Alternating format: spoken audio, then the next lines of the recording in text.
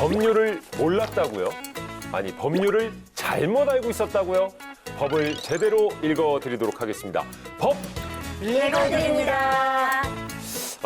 확실히 이제 코로나 시대가 조금은 저물면서 거의 3, 4년 만에 이제 회식이 좀 슬슬 살아나고 있거든요. 네. 그렇지 않아도 이제 술자리가 조금씩 느는 가운데 어떻습니까? 여기 계신 세 분도 좀 적당한 음주를 즐기고 계세요? 저는 음주를 하지 않고 다이어트 때문에 이제 최선을 다해서 금주를 즐기고 있습니다. 또 다이어트에서 금주가 제일 중요하다면서요. 제일 중요하죠, 그렇죠. 안주도 되게 많이 먹게 되고, 네, 안 좋죠, 정말로. 야, 저는 그 대학교 시절 술 마시고 제 친구가 그 떡볶이 거기 파는 데 있죠? 네. 예, 거기 상점 앞에서 김말이를 한 10,000원어치를 혼자 주워 먹는 걸 봤어요. 몇 개예요 그러면? 한 20개 먹은 거예요? 제어가 안 돼. 제어가 안 돼. 그냥 앉아서 계속 집어 먹더라고. 우리 박 기자는 어떻습니까? 좀 회식. 네, 아무래도 이제 기자들은 조금 뭐 식사 자리나 이제 식사하면서 술 한잔 하는 자리가 좀 많다 보니까 네. 국장 모시고 식사 자리를 하기도 하고 술자리를 갖고 회식 갖는 경우들도 있고요. 신랑이랑 집에서 그냥 이제 맥주 한두 캔 정도. 예. 제가 아는 변호사분들은 술이 다 세요. 네, 그렇게 또 모이시면 또 이렇게 세게 드시더라고. 임 변호사도 그렇죠? 취하는 게 뭔지 모르겠어요. 이봐. 야. 법조계가 세더라고. 뭐 예. 그렇게 술 먹고 이렇게 흐트러지고 그러는지 오, 이 야. 상태 그대로. 대단하네요. 근데 이제 보통 이제 밤에 이런 뭐 회식을 간혹 할 수는 있는데 그렇죠. 낮술일 경우도 살짝 있을 수가 있어요. 네, 네. 근데 낮에 이제 점심을 먹으면서 뭐 반주로 한 잔 정도. 네. 뭐 이렇게 가볍게 생각할 수 있는데 하지만 이게 낮술도 밤술만큼이나 굉장히 좀 무섭다는 얘기를 들었습니다. 그렇습니다. 사실 낮에 뭐 한 번씩 뭐 식사하시다가 술 마셔보신 경험 있으실 것 같은데 네. 한 잔만 마셔도 평소보다 더 얼굴 좀 확 달아오르는 거 느끼신 경우 있을 거예요. 왜냐하면 낮에는 밤보다 신진대사가 활발하기 때문에 이 알코올이 체내에 흡수되는 속도도 빠르다고 합니다. 그렇군요. 네, 그러다 보니까 낮 시간대 음주가 특히 좀 위험한 사고로 또 이어질 수가 있습니다. 작년에 전체 음주운전 단속 건수의 11.7%가 해가 떠 있는 오전 8시부터 오후 6시까지 사이에 적발이 됐다고 하고요. 음주운전 교통사고 중에서는 주간 음주자의 비율이 20%까지 뛰었다고 합니다. 그래서 최근에 이 낮 시간대 음주운전 때문에 아주 끔찍한 사건이 벌어졌었죠. 그중 하나가 스쿨존 음주운전 탓에 이 9살 어린이가 숨진 일입니다. 오늘 법 읽어드립니다에서는 바로 이 내용을 한번 다뤄보려고 하는데요. 이 강남 스쿨존 음주운전 사고 많은 분들이 기억을 하고 계실 것 같습니다. 박 기자가 좀 사실관계를 좀 살펴주시죠. 네, 작년 12월 2일 오후 5시경에 39살 A씨가 서울 강남구 청담동 언북초등학교 후문 앞에 있는 스쿨존에서 만취 상태로 SUV 차량을 운전을 하다가 이제 수업을 마치고 귀가하던 B군을 치어서 숨지게 한 사건입니다. 이제 당시 A씨의 혈중 알코올 농도는 면허 취소 수준인 0.128%였던 것으로 조사가 됐습니다. 이 정도면 살인국이라고 해도 좀 과언이 아니라고 저는 생각이 듭니다. 그래서 음주운전을 우리가 항상 네. 경계해야 되는 경계해야죠. 거고 하지 말아야 되는 일인데 얼마 전에 이제 재판 결과가 나왔습니다. 어떻게 정리가 됐죠? 네, 서울중앙지법 형사 24부에서는 이제 특정 범죄 가중처벌 등에 관한 법률상 도주치사, 어린이 보호구역 치사, 위험 운전치사, 도로교통법상 음주운전 등 혐의로 A씨에게 징역 7년을 선고를 했습니다. 그래서 A씨는 재판 과정에서 B군을 친 사실을 몰랐다, 배수로를 넘은 줄 알았다. 그런데 한 20m 떨어져 있는 집 주차장까지 갔을 때 사고 사실을 인식했다, 이렇게 주장을 했습니다. 주차장 가서 알았다는 거가 일단 벌써 문제고.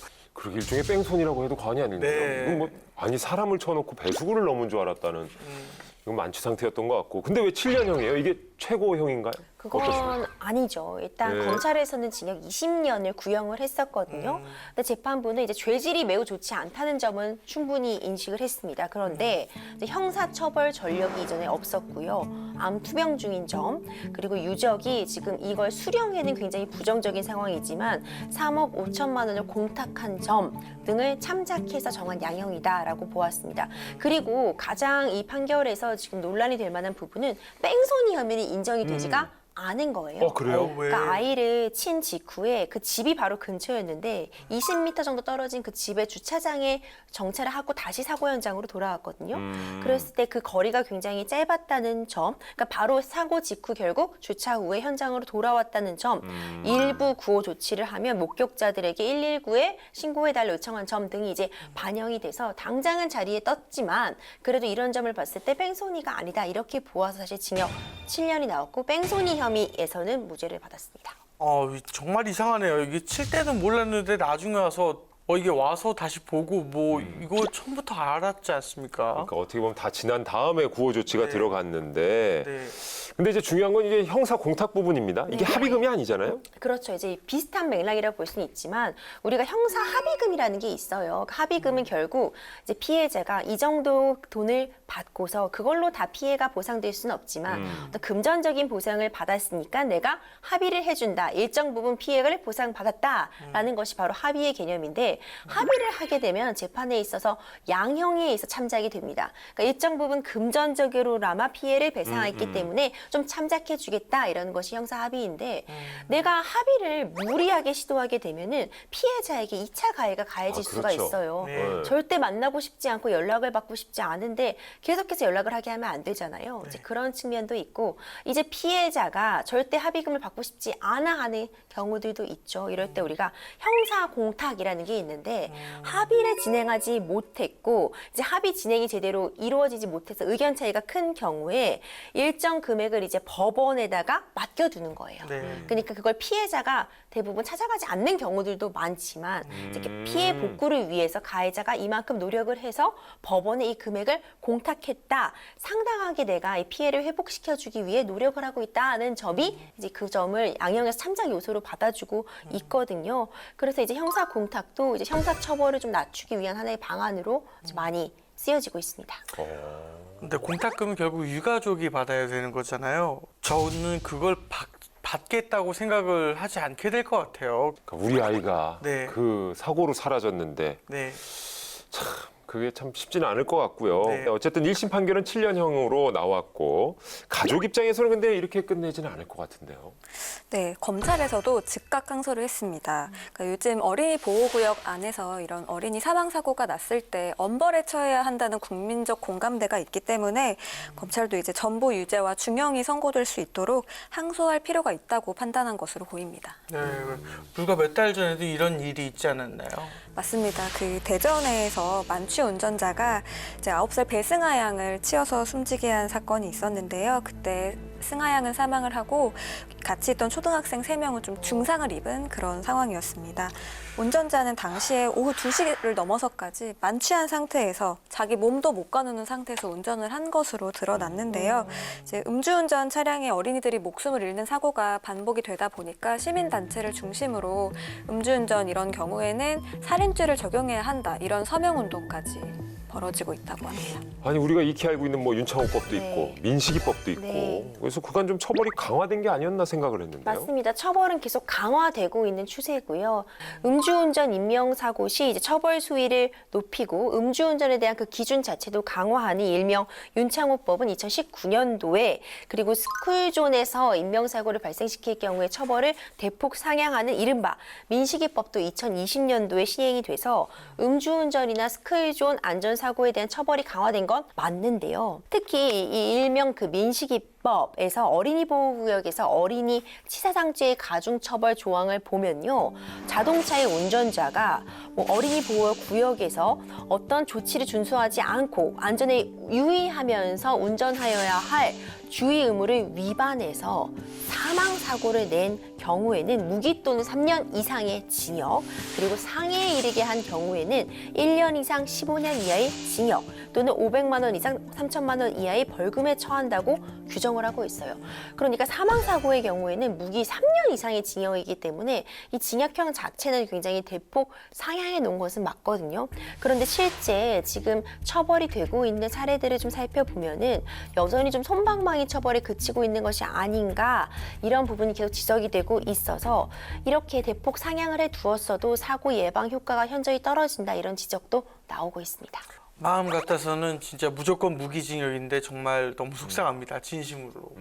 네, 실제 민식이법을 만든 강훈식 의원이 최근 3년간 민식이법을 위반해서 재판에 넘겨진 1심 판결문을 분석한 결과가 있습니다. 그런데 스쿨존에서 음주운전자가 어린이 교통사고를 일으킨 사건에 대해서 5건이 있었는데 모두 집행유예가 나왔다고 합니다. 이뿐만이 아니고 음주운전 재범률 자체가 2022년 기준 42.2%에 달하는 것으로 분석이 됐습니다.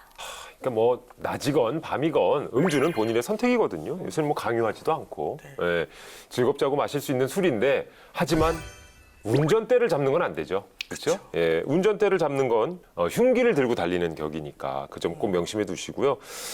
스쿨존에서의 몹쓸 운전으로 내 아이가 다칠 수 있다라는 생각도 꼭 하시면 좋을 것 같습니다. 자, 7월 중순입니다. 이제 본격적인 휴가철이라고 하는 7말 8초. 야하. 이게 또 휴가철에 음주운전이 또 걱정이 되네요. 그렇습니다. 휴가 가면 이제 기분 좋아서 꼭 한잔 하시고 여기서 바로 그냥 주무시고 방으로 들어가시면 되는데 괜히 운전대 잡아서 음주운전 하시는 일 절대 없으셔야 됩니다. 맞아요. 그래도 우리 경찰 아저씨분들께서 조금만 더 많이 순찰도 돌아주시고 그런 위험성에서 좀 벗어날 수 있도록 노력해 주시면 너무나 감사드릴 것 같습니다. 네, 저는 또 음주운전도 음주운전이지만 음주한 상태에서 이제 휴가지에서 바다 들어가시거나 산에 오르시거나 이런 것도 굉장히 위험하거든요. 그런 부분도 조금씩 유의하면서 즐겁게 휴가 즐겼으면 좋겠습니다. 맞습니다. 행복하자고 떠난 여행에서 비극을 만들면 안 되겠죠. 어떠한 경우든 음주운전은 안 됩니다, 여러분. 자, 어쨌거나 즐거운 여름 휴가 빠르면 다음 주부터가 뭐 시작이지 않을까 싶은데요. 혹시 휴가지 가서도 시간이 나시면 저희 방송과 함께 해주시면 더욱더 알찬 시간이 될 것 같습니다. 자, 오늘 준비한 내용은 여기까지입니다. 저희 힘차게 외치면서 다음 시간에 다시 돌아오죠. 우리들의 법 함께해요.